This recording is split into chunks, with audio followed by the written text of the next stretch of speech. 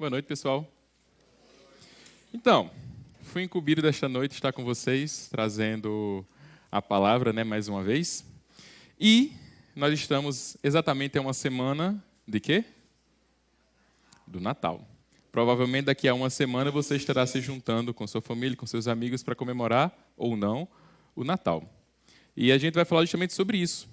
Porque o Natal é um dos eventos mais esperados por alguns e mais temidos por outros. E acontece, querendo ou não, todos os anos. E esse ano nós teremos também. Quem nunca teve aquele jantar feliz, harmônico, os priminhos correndo dentro de casa, de um lado para o outro, a mesa posta, os tios fazendo churrasco, terminando o churrasco, as tias na cozinha, preparando tudo bonitinho, vovô e vovó contando aquelas histórias, perto da árvore de Natal, cheia de presentes embaixo, todo mundo feliz, cada um da sua idade junto, os primos da mesma idade, conversando como é que foi o ano, os planos para o próximo ano, as coisas boas que aconteceram. Tudo isso ao som de Gal Costa ao fundo. Quem também nunca teve aquele jantar em clima de pé de guerra, onde os priminhos não estão correndo pela casa, mas estão calados, quietos, esperando quem vai ser aquele parente que vai soltar a primeira piada ácida, o primeiro comentário maldoso, quem vai ser aquela pessoa que vai chegar e vai dizer: nossa, como você está gorda. Ou ainda, o seu ano não foi bom, o meu foi maravilhoso. Que pena para você, não é? Ou ainda mais aquele: você não se deu bem no Enem porque eu me dei muito bem. Tudo isso ao som de Gal Costa tocando ao fundo. Ou ainda, quem nunca teve nem isso, nem aquilo, mas passando o Natal sozinho dentro de casa, como um dia qualquer, colocando um filme ou uma série em algum streaming para poder acompanhar o Natal de outras pessoas, temperando com um pouco de solidão depressiva a noite de Natal, sem tocar Gal Costa. Ou ainda, aquele fato tenso que aconteceu em dezembro, que mudou completamente o sentido do Natal. Aquele acidente, aquela briga familiar sem perdão, a separação, a morte de um ente querido, uma doença inesperada que troca as músicas de Natal pelos bips de monitor cardíaco. Independente do Natal que nós tivemos no passado e nós teremos neste, nós vamos ter um Natal. E é justamente isso que eu queria conversar com vocês hoje à noite, Apesar dessas alegrias, dos pesares, das solidões, das felicidades, nós teremos o Natal em alguns dias. E para falar sobre Natal, nada melhor do que trazer um dos textos mais famosos na literatura internacional sobre Natal, que é Um Conto de Natal, de Charles Dickens. Nesse livro, ele conta a história de o senhor Ebenezer Scrooge, um velho muito rico e muito avarento, que passa o livro todo contando a sua história. O livro começa com a morte do seu melhor amigo e seu sócio na empresa. Morre numa véspera de Natal. E o Ebenezer já tem raiva do Natal, então ele fica com mais raiva ainda. O amigo morre, passam-se 7 anos, e 7 anos depois esse amigo volta para ele como um espírito para assombrar um pouquinho ele. E conta para ele que nos últimos 7 anos ele tem sofrido as grandes perdas por ter sido muito avarento como o Scrooge, e ele tem vindo aquela noite para avisar para o Scrooge que 3 espíritos voltariam naquela noite para tentar mudar a vida dele. Os espíritos do Natal passado, os espíritos do Natal presente e o espírito do Natal futuro. E essa é a história que conta do Ebenezer. Eu fico imaginando, Quando a gente lê um livro ou vê um filme, tem todos os dois, a gente fica imaginando como é que seria com a gente. E eu fico imaginando como é que seria receber a visita desses 3 espíritos. Assim, visita de 3 espíritos não, Quem vê espírito é complicado e quem vê filme de terror sabe disso. Então, não é muito legal. Mas a gente pode fazer um exercício.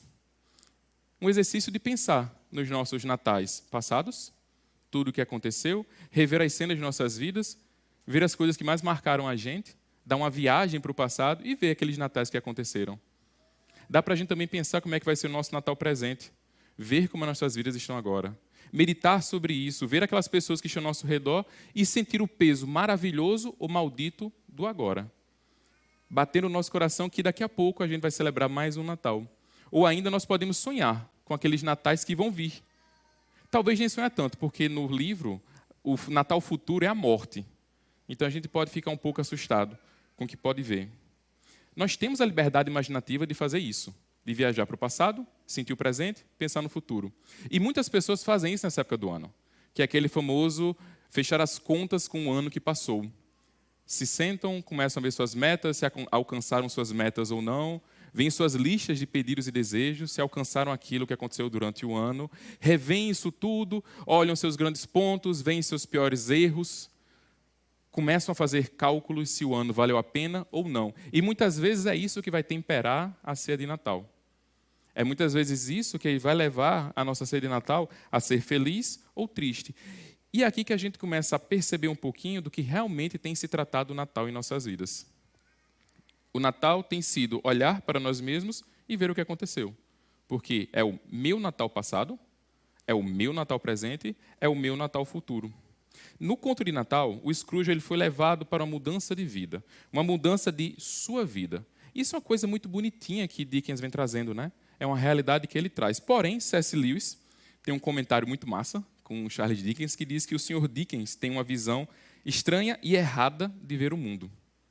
E isso é uma das coisas mais fantásticas que nós temos que pensar em como fazer as pazes com o Natal e rever isso. Porque o nosso maior erro é pensar o Natal nessas três esferas, em que nós somos o centro. E nós focamos em nossa felicidade. Nós determinamos se o Natal é bom ou ruim, mediante o que nós acreditamos ser felicidade. No fim das contas, a noite de Natal, do 24 para o 25, que a gente comemora todo mundo, passa por uma análise pessoal. Eu escolho se o Natal foi bom ou não. E isso é delicado. Porque a gente tem que pensar o que danado é Natal. O que é isso de Natal? Essa história, essa festa, essa comemoração. De onde vem essa história de Natal? Será que essa história de Natal vem do velhinho, como alguns chamam carinhosamente, do gordo capitalista? Será que vem das festas pagãs de solstício de inverno que foram modificadas? Se vem da Igreja Católica? É aquela historinha da estrela de Belém, dos pastores, da manjedoura. São histórias que ficam mexendo com a gente e que muitas vezes a gente não para pensar sobre elas e somos levados pelos ventos do tempo. Mas há uma profecia que fala desse tal de Natal. Fala de um povo que andava em trevas, fala de um menino que nasceria e fala de um governo que vai acontecer. É um texto clássico que nós utilizamos no Natal e muitas vezes a gente não vê. E o legal foi que quando eu estava pensando em falar sobre isso, eu disse, caramba, eu queria falar alguma coisa para a galera, conversando um pouquinho com Charles Dickens, e existe uma expressão na teologia que a gente não pode forçar o texto. Que se a gente força o texto a falar o que a gente quer, a gente está utilizando o texto para a nossa vontade. A gente tem que deixar o texto falar sozinho. Aí eu olhei para o texto de Isaías 9, que nós vamos abrir daqui a pouco, e percebi que em Isaías 9 nós temos 3 tempos verbais, tanto no português como no hebraico. Versículos falam de acontecimentos do passado, acontecimentos do presente e acontecimentos do futuro. Nesse momento eu parei e pensei, por que não a gente fazer um paralelo com o Natal passado, Natal presente e o Natal futuro? Charles Dickens tinha essa visão. Por que nós não podemos achar a visão bíblica do que seria o Natal passado, presente e futuro? Com isso eu gostaria de convidar vocês a abrirem suas Bíblias em Isaías 9. Isaías capítulo 9.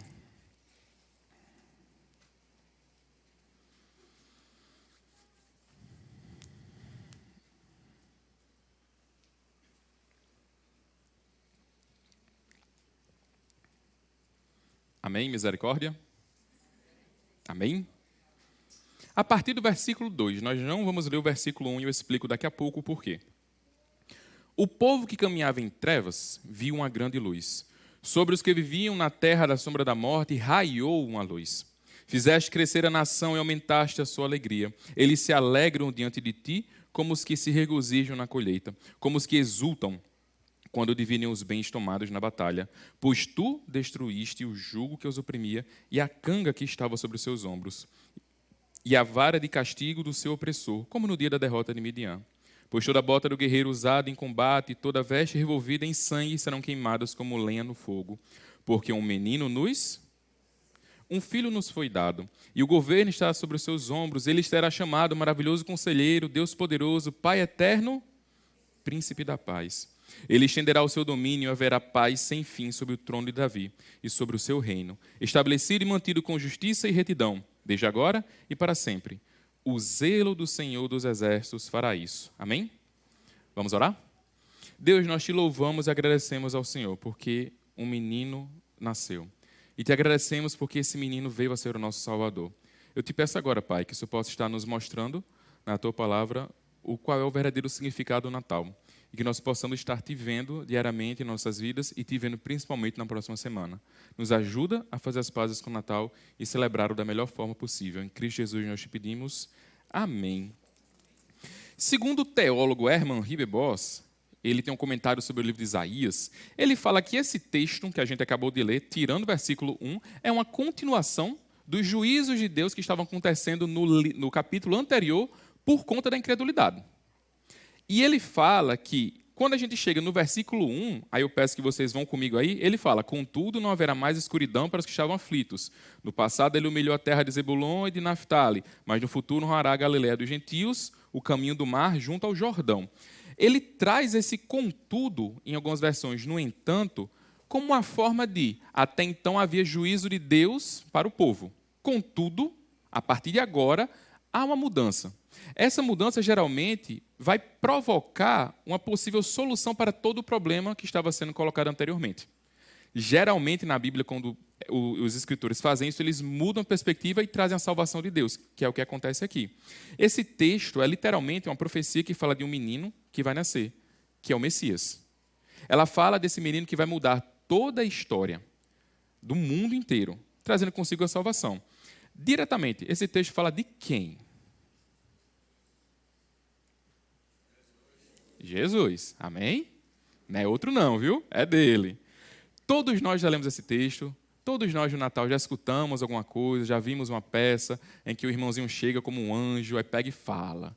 Bem bonitinho o texto. A gente já viu isso. E eu queria fazer um paralelo com o Natal de Dickens para o Natal de Cristo, em que a gente possa ver esses 3 momentos. O Natal passado, em que Jesus me viu, em que Jesus nos viu. O Natal presente, em que Jesus nasceu. E o Natal futuro, em que Jesus voltará. No versículo 2, acompanhem comigo. O povo caminhava em trevas, viu uma grande luz. Sobre os que viviam na terra da sombra da morte, raiou uma luz. Fizeste crescer a nação, aumentaste a sua alegria, e eles se alegraram diante de ti, como os que se regozijam na colheita, como os que exultam quando divinem os seus bens tomados na batalha. Pois tu destruíste o jugo que os oprimia, a canga que estava sobre os seus ombros e a vara de castigo do seu opressor, como no dia da derrota de Midian. Pois toda bota de guerreiro usada em combate e toda veste revolvida de sangue serão queimadas como lenha no fogo.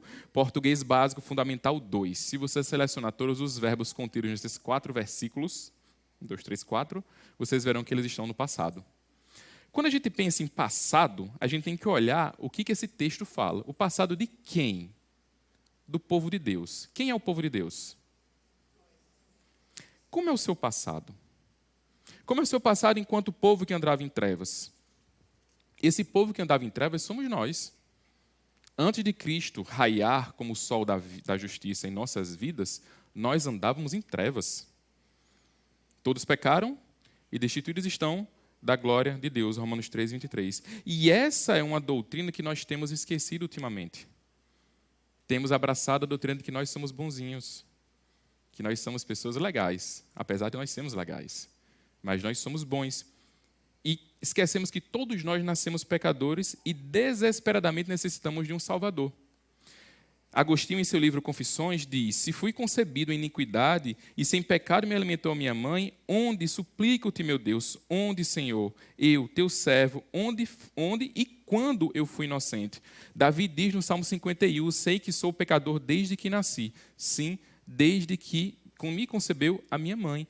Todos nós pecamos, nascemos em pecado. Não, quando a gente estava até conversando lá atrás, no culto anterior, a gente teve o coral das crianças, né?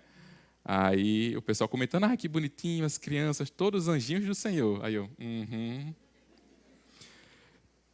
Pedro costuma dizer, falando carinhosamente para Benjamim, o filho dele, esse adorável pecadorzinho. Ele chama o filho dele pequenininho. E todos nós nascemos. Não importa se você é bonitinho ou não. Você é um pecador. Nós somos pecadores. Scrooge também pecou no livro. E não foi pouco, não. Scrooge fez um inferno na vida de uma cidade inteira. Ele era aquela pessoa que todo mundo odiava. Sabe aquela pessoa no seu condomínio que ninguém gosta? Aquela pessoa. Eu sei que você está pensando em alguém. Aquela pessoa que, se você pudesse jogar lá de cima ou tirar do condomínio, você tiraria? Ou aquele seu vizinho. Era Scrooge, desse jeito. Então, ele era desse tipo.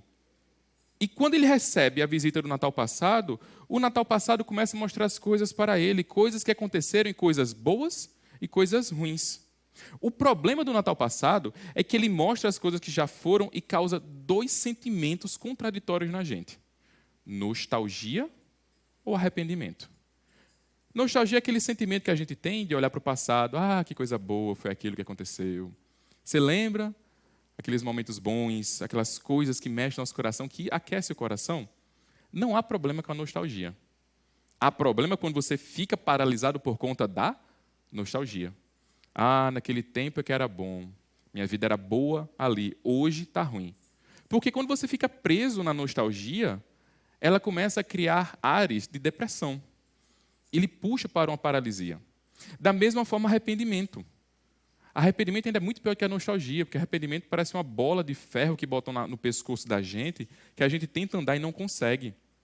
Ficar preso em arrependimentos também nos levam a processos depressivos. E nós temos que ter cuidado com isso.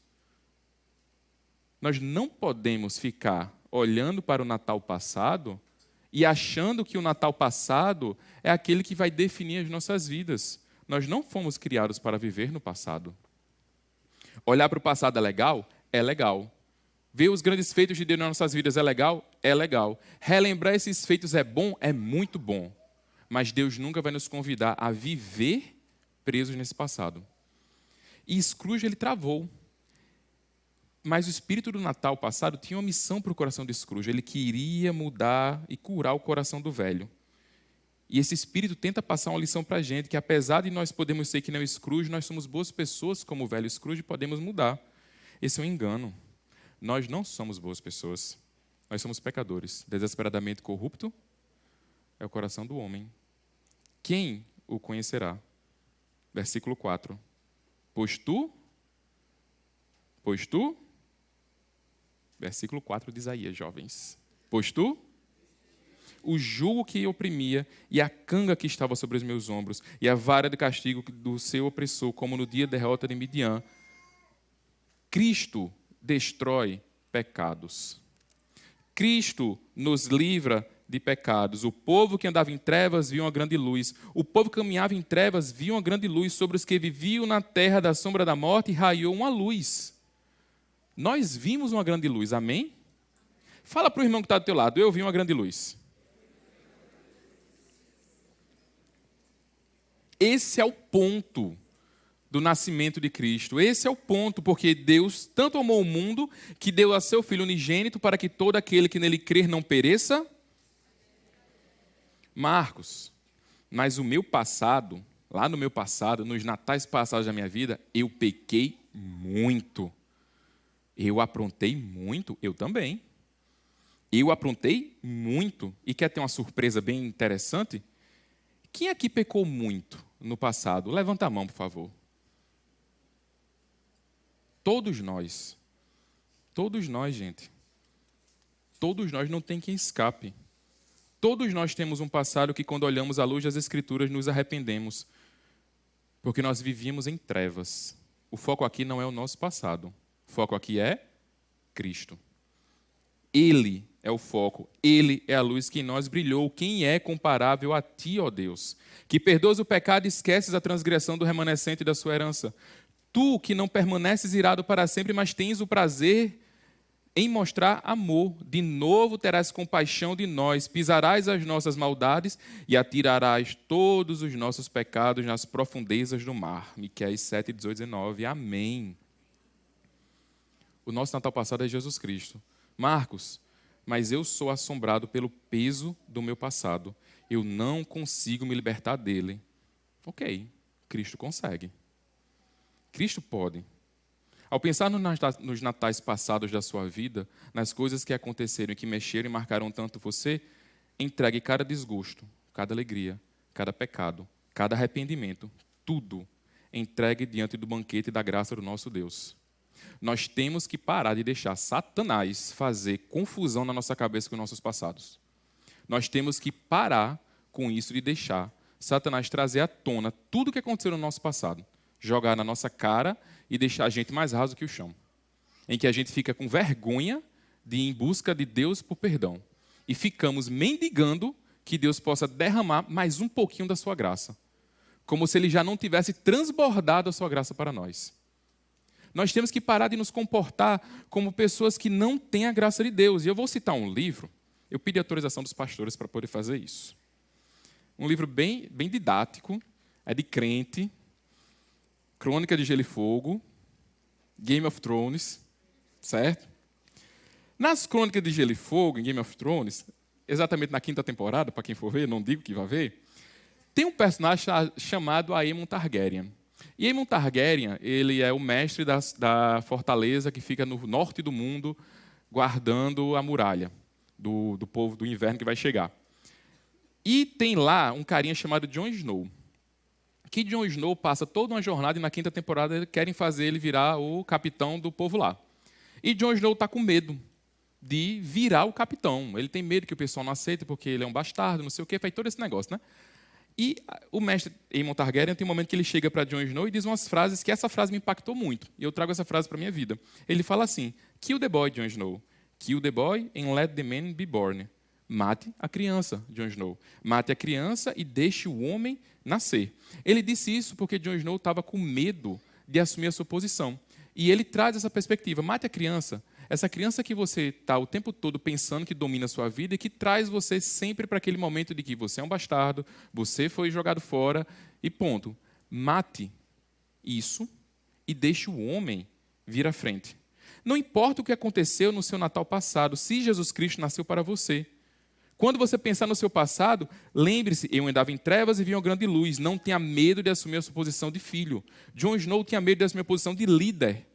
Nós temos que assumir a nossa posição de filho. Quem tem filho pequeno sabe. O filho pequeno apronta dentro de casa, pega tudo, bagunça a casa inteira. Você vai matar o menino? Você não vai. Quando eu olhar para você e faz, papai, perdão, o que você faz? Oh, vem cá, dá um abraço.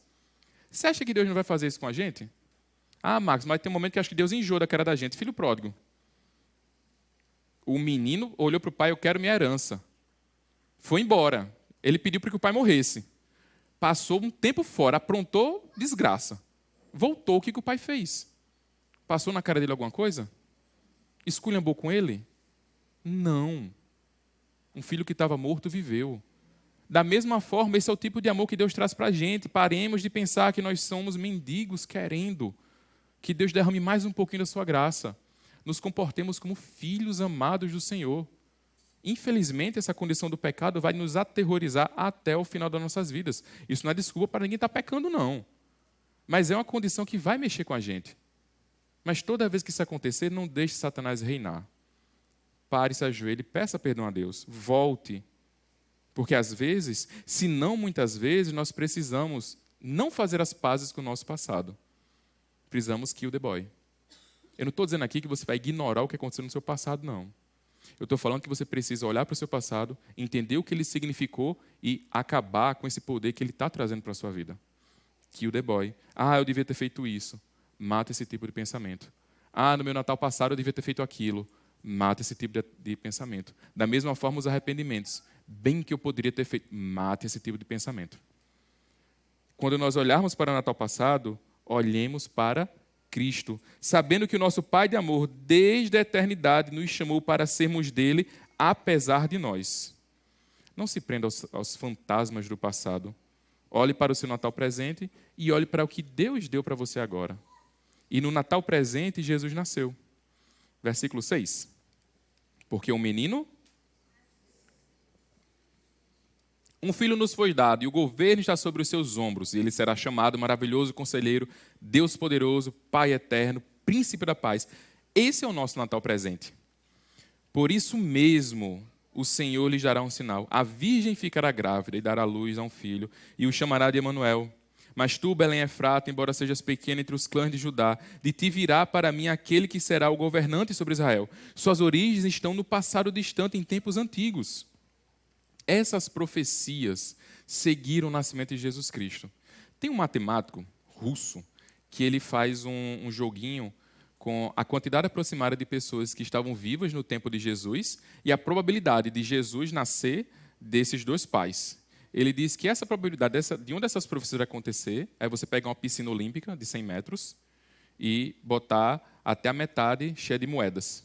Você pega uma moeda e joga dentro. A moeda cai lá dentro, você mexe a piscina, mergulha. Aí a primeira moeda que você pegar vai ser a probabilidade de você conseguir fazer essa profecia acontecer. Aí ele diz, junte a segunda profecia, enche a piscina inteira. Junte a terceira profecia, você enche um estado. Então, as probabilidades de Jesus Cristo nascer desse jeito eram mínimas. Não tem razão humana que explique o nascimento de Cristo.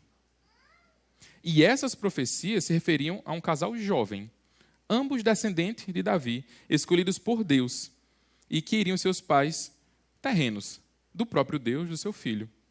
E aqui surge o primeiro Natal. Sendo que surge um Natal que muitas vezes a gente esquece de como realmente foi esse Natal. Nós olhamos para o Natal como uma coisa linda, maravilhosa. Pensa comigo. Do nada, uma menina que está noiva aparece grávida. O que o noivo vai pensar? Ela diz, um anjo me disse que eu ia engravidar. Ele olha para a cara dela e faz. Ele decide dar a menina, devolver sem causar escândalo. Um anjo aparece para ele. Ok, show? Um anjo para ela, um anjo para ele. Um anjo apareceu para os pais dela. Um anjo apareceu para os pais dele. Um anjo apareceu para os amigos deles. Um anjo apareceu para a comunidade. 9 meses dando explicações sobre uma gravidez.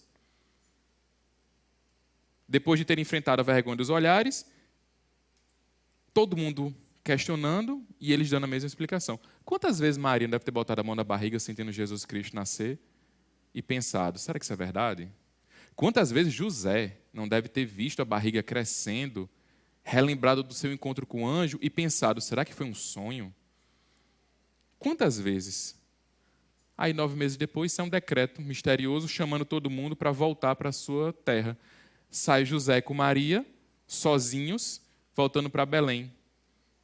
E, de forma humilhante para o filho do Criador do Universo, um menino nasceu. Como assim, Marcos, de forma humilhante? Não foi tão bonitinho, não? Philip Yancey tem um livro chamado Jesus que eu nunca conheci. Ele diz assim, que eles eram um casal jovem de refugiados em uma cidade pequena e sem apoio de ninguém. Eles tiveram seu filho em um estábulo no quintal de uma hospedaria, sem nenhuma condição de higiene. Parece, aos meus olhos, que Deus preparou as circunstâncias mais humilhantes possíveis para a entrada do seu filho em nosso mundo. Marcos, e as árvores de Natal? E os piscas-piscas?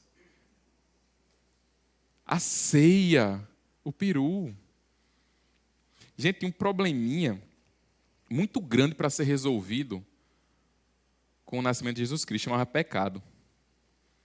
Tinha esse pequeno detalhe em toda a criação que precisava ser resolvido. Não tinha muito espaço para coisa colorida, não. Vocês conseguem entender a magnitude do que foi o nascimento de Jesus? Deus, querendo buscar cada um dos seus filhos perdidos, entra em nosso mundo de maneira humilhante para nos resgatar. A vinda de Jesus é sobre isso.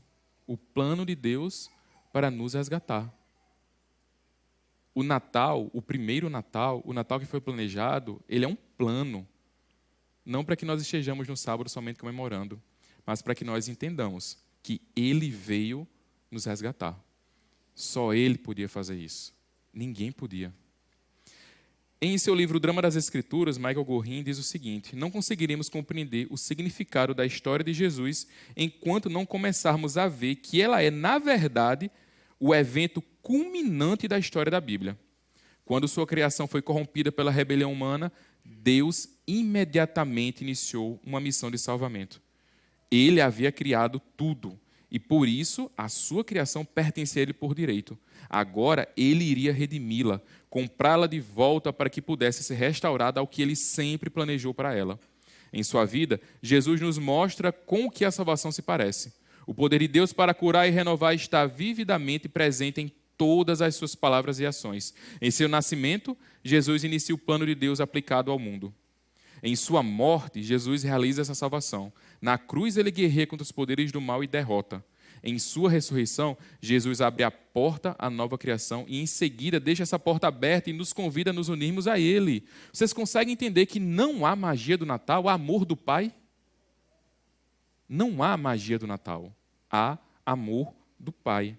O Natal é algo alegre, feliz, de vitória, mas solene. em que nós olhamos para a nossa condição de pecadores e vemos o nosso Pai estendendo as mãos para nós e dizendo: venha, eu vim lhe buscar. Eu fico imaginando o momento do nascimento de Jesus. Eu não sei se vocês já fizeram esse exercício, mas é muito interessante você parar e pensar. Como é que foi tudo naquela hora? José e Maria parados ali. De repente, você para pensar não somente naquele momento, mas em toda a criação. O plano que estava escrito desde a eternidade, começando a funcionar para valer, indo para a vida real. E, de repente, todos os anjos, arcanjos, serafins, todas aquelas hostes celestiais, olhando para o planeta Terra. Uma bola azul, cheia de água, que fica rodando ao redor de uma estrela, no meio de um universo gigantesco, um grão de areia no meio disso tudo.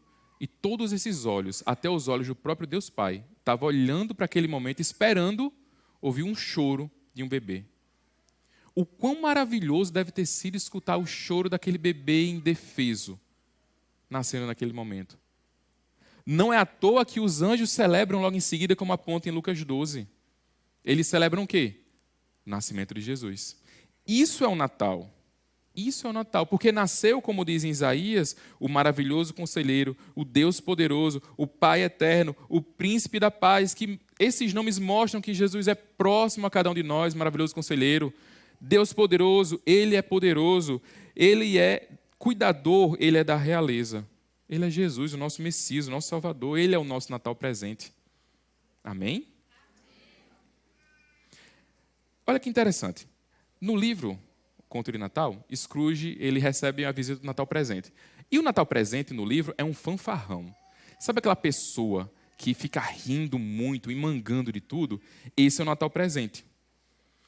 E a função maior do Natal presente no livro é comparar a vida de Scrooge à vida dos outros. Vocês sabem que viver em comparação é complicado, né? Você se compara ao Natal de outra pessoa e vai se comparando e você nunca vai ter satisfação. A satisfação com que Deus lhe dá e a satisfação primeiramente em Deus. São duas lutas que nós travamos diariamente. No Natal presente, Deus oferece um convite de celebrar conosco, através do seu Filho, um grande banquete de comunhão. Isso é o banquete que Deus nos chama. Esse é o Natal presente. Sabe uma prática que a gente devia ter todo Natal? No dia que a gente está organizando tudo. Sábado à tarde ou sábado à noite. Pega a sua Bíblia, vai para o seu quarto, acessa no telefone, abre esse texto de Isaías e lê. Lê, ora, louva e agradece a Deus. Olha para esse Natal que está ali posto na Escritura para as nossas vidas. Na hora da ceia, que tiver todo mundo junto, junta todo mundo. Pessoal, vamos ler aqui um texto para que a gente possa ver a magnitude do Natal, porque o Natal não é somente estarmos aqui em comunhão, é isso e mais do que isso. É celebrarmos que Jesus nasceu. Celebrarmos que Jesus está conosco. Porque, apesar do Natal que nós vamos ter na semana que vem, nós temos a Cristo. Ele nos tem. Esse é o Natal. Diga para quem está do seu lado aí. Cristo é o nosso Natal. Tem mais uma coisinha que eu gostaria de falar de Natal presente para a próxima semana. Eu não sei se vocês sabem, pode ser até um choque para algumas pessoas, mas tem gente que não tem com quem passar o Natal. Tem gente que a família está distante. Tem gente que não tem ninguém por perto. Tem gente que provavelmente estará no sábado à noite sozinho em casa.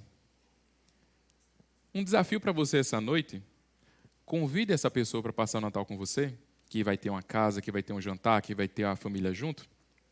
Chame essa pessoa e abre espaço na sua mesa para essa pessoa, seja igreja, seja comunidade. Da mesma forma, lembre daquelas pessoas que estão em hospitais, internados de alguma forma, estão em suas casas e não podem celebrar o Natal. Pense nessas pessoas, mande uma marmitinha para elas, compre um panetone, mande uma mensagem, ligue, dizendo que você se importa com elas. É importante para essas pessoas se sentirem amadas, porque nós somos igreja. Amém? E você, ó abençoado, ó abençoada, que não tem onde passar o Natal e não falou para ninguém, nós não adivinhamos. Abra sua boca e fale. Gente, na sua célula, a célula não está aí? Manda mensagem na célula. Pessoal, estou abandonado no Natal, alguém me adota? Eu não quero passar minha noite vendo filmes na Netflix que falam do Natal e chorando, amargando a minha existência sozinho dentro de casa. Comprando um panetone e comendo sozinho. Nem comprar um peru, um chester pode, porque um bicho inteiro não vai comer sozinho. Então, abra sua boca e fale. E você, amado de Jesus, que gosta de ficar sozinho no Natal, vá ficar sozinho em comunhão com alguém. Não fique na sua casa, não, eu quero ver filme, vá ver filme na casa de alguém. Chega para a pessoa e diz, olha, eu sou antissocial. Show, vem ser antissocial na minha sala. Você fica vendo o filme ali e a gente fica comemorando aqui o Natal. Na hora da ceia, você para e comemora com a gente. O nosso Deus é um Deus comunitário. Todos os convites que Deus faz à mesa, Deus chama a comunidade. O Natal está às portas. Nós podemos colocar mais alguém na nossa mesa. Nós podemos ir a mais uma mesa. Amém? Vocês vão fazer isso? Vão localizar alguém aí que está sem? Eu tenho vontade de se perguntar, quem que está sem na lugar? Eu acho meio constrangedor, né? Deixa a pessoa, né? Vai que eu pergunto, a pessoa levanta a mão e ninguém adota, né? Aí é complicado, né? Fica difícil. Por fim, o Natal futuro. Scrooge recebe a visita do espírito do Natal futuro. Essa é a parte mais aterrorizante do livro e do filme. O Natal futuro nada mais é do que a morte. É nefasto, é um negócio que dá medo. E eu fiquei me perguntando se o filme, o livro era de criança de verdade, sabe? Mas é assim que o mundo vê a vida. A vida, o seu fim é sempre a morte. E a morte é sempre o fim. Então, nada melhor do que a morte para dar um choque de realidade nas pessoas e elas terem uma mudança. O maior problema do Natal futuro é que ele traz uma única certeza, a morte. E muitas incertezas que transformam em ansiedade as nossas vidas. E Scrooge passou por isso. Ele foi levado ao limite, entrou numa ansiedade pesada e houve uma mudança de vida. Mais uma vez, como disse C.S. Lewis, Dickens errou em seus pensamentos sobre o futuro. Antes de a gente continuar no último versículo, no versículo 7, eu queria que vocês abrissem as Bíblias de vocês em Apocalipse 21. Esse é um dos meus textos prediletos da Bíblia.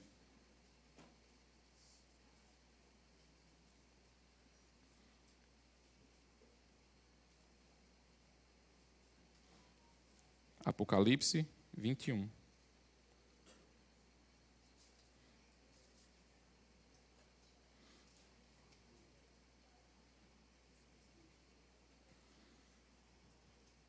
Apocalipse 21, a partir do versículo 1.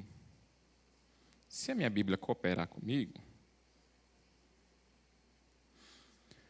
Então vi novos céus e a nova terra, pois o primeiro céu e a primeira terra tinham passado, e o mar já não existia.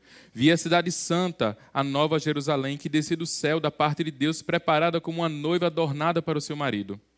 Ouvi uma forte voz que vinha do trono e dizia, agora o tabernáculo de Deus está com os homens, com os quais ele viverá. Eles serão o seu povo. O próprio Deus estará com eles e será o seu Deus.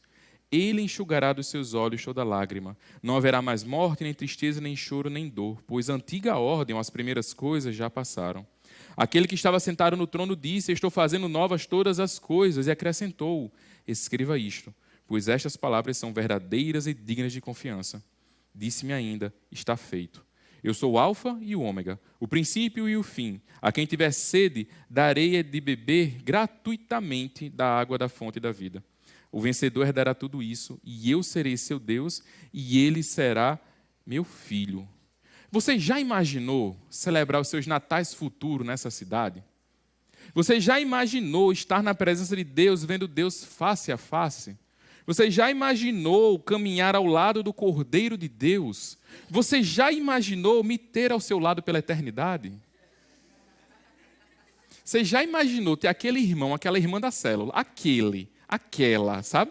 Por toda a eternidade do seu lado? Graças a Deus que a cidade santa é grande. Tudo isso faz parte do Natal futuro que diz em Isaías no versículo 7. Ele estenderá o seu domínio e haverá paz sem fim sobre o trono de Davi e sobre o seu reino, estabelecido e mantido com justiça e retidão, desde agora e para sempre. O zelo do Senhor dos exércitos fará isso.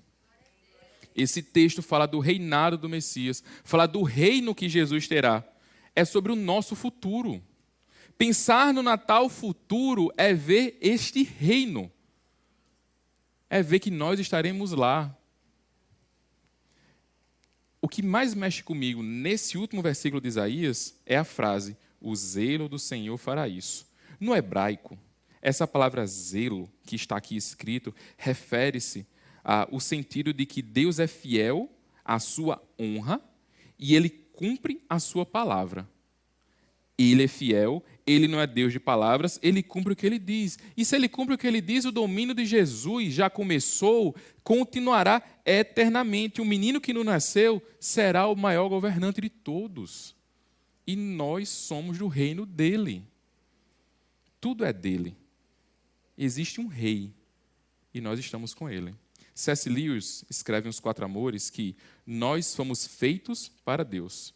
Quando virmos Deus face a face, nós vamos saber o que sempre soubemos. Ele é o centro de todas as nossas necessidades. Ele ainda diz em outro livro chamado Até que Tenhamos Rostos, quando nós estivermos diante de Deus, todas as perguntas e questionamentos se acabam, porque Deus é a resposta. Diante do rosto dele, ao contemplarmos o seu rosto, todas as perguntas desaparecem. Jesus é a maior certeza do Natal futuro. Ele é a certeza e ele voltará porque ele prometeu. Amém? Onde está, ó morte, a sua vitória? Onde está, ó morte, o seu aguilhão? O seu Scrooge, ele teme a morte, e nós não devemos temer a morte, pois as nossas vidas estão guardadas nas mãos do grande Eu Sou. Não há controle do futuro. Isso é uma coisa que nós temos que entender. Não há controle do futuro. Só há uma certeza acerca do futuro. O zelo do Senhor dos Exércitos fará isso. Isso requer de nós entrega. Isso requer de nós confiar em Deus. Isso requer de nós, acima de tudo, perceber que nós participamos das bodas do Cordeiro, que nós estaremos com Ele. Confiar que o maravilhoso conselheiro, que o Deus poderoso, que o Pai eterno, que o príncipe da paz cuida de cada um de nós. E, enquanto aguardamos a maior ceia de Natal que nós vamos participar, seguimos desejando em nossos corações: Maranata, ora vem, Senhor Jesus. Esse é o nosso Natal futuro. Eu fico pensando qual era o significado de Natal para Charles Dickens quando ele escreveu esse livro. Eu fico pensando o que ele pensava, o que viria a ser o Natal. Infelizmente, na história do seu Ebenezer Scrooge, é uma história que se repete na vida de muitas pessoas, que deixam se levar somente pelos seus natais. Quando nós viramos os olhos para os nossos natais, nós não vamos conseguir avançar, porque a gente vai julgar o peso do Natal com outros olhos. Quando nós recebemos, entendemos e aceitamos o convite de Deus para o verdadeiro significado do Natal, fazer as pazes com o Natal, nós olhamos para o Natal com esperança, porque sabemos que no Natal passado Jesus nos viu, nos buscou para Ele. No Natal presente Ele cuida de cada um de nós. No Natal futuro nós estaremos reinando com Ele. Esse é o convite que Ele nos faz, para daqui a uma semana a gente possa estar comemorando o Natal de uma forma diferente. Eu não sei como é que vai ser semana que vem. Eu não sei como é que vai funcionar a vida da gente na semana que vem. Eu não sei. Isso é uma coisa que eu fico pensando, vai ser legal, não vai ser legal, vai ser feliz, não vai ser feliz. Eu não sei. A única coisa que eu tenho certeza é que Jesus Cristo estará conosco. Ou para nos consolar ao final da noite, ou para rir muito com a gente no decorrer da noite. A minha oração é que você possa olhar para o Natal da semana que vem e ver Cristo. Possa pegar literalmente o Natal e render esse Natal a quem ele pertence de fato. Tirar das suas mãos, não ficar com ele, mas passá-lo para realmente o dono do Natal.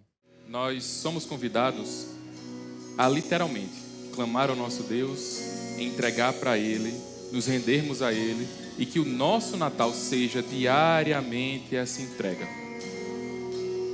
Eu queria orar com vocês para que a gente finalizasse, já que a gente só vai se ver agora no dia do Natal, para que nós entregássemos juntos os nossos natais ao nosso Deus. Vamos orar? Pai, nós te louvamos e agradecemos a tua misericórdia. Te agradecemos porque o Senhor veio nos resgatar. Nós hoje temos um futuro, porque o Senhor, através do nosso passado, nos salvou, nos redimiu. no nosso presente se mostra o nosso Salvador e vem nos buscar. Aqui estão os meus irmãos e minhas irmãs, Pai. Semana que vem nós celebraremos o Teu nascimento. Eu te peço, Jesus, que o Senhor possa se mostrar presente em cada casa que aqui está. Eu te peço que o Senhor possa fazer parte de cada vida que estará se reunindo com suas famílias ou com seus amigos na semana que vem. Que nós possamos nos render aos Teus pés e ver que só o Senhor é o verdadeiro significado do Natal. Que o Teu nome seja glorificado em nossas vidas. Que o Teu amor possa ser aquele motivo maior de estarmos reunidos através ali naquela mesa, Pai. Cuida do coração e da vida de cada irmão meu. É o que eu te peço em nome de Jesus Cristo.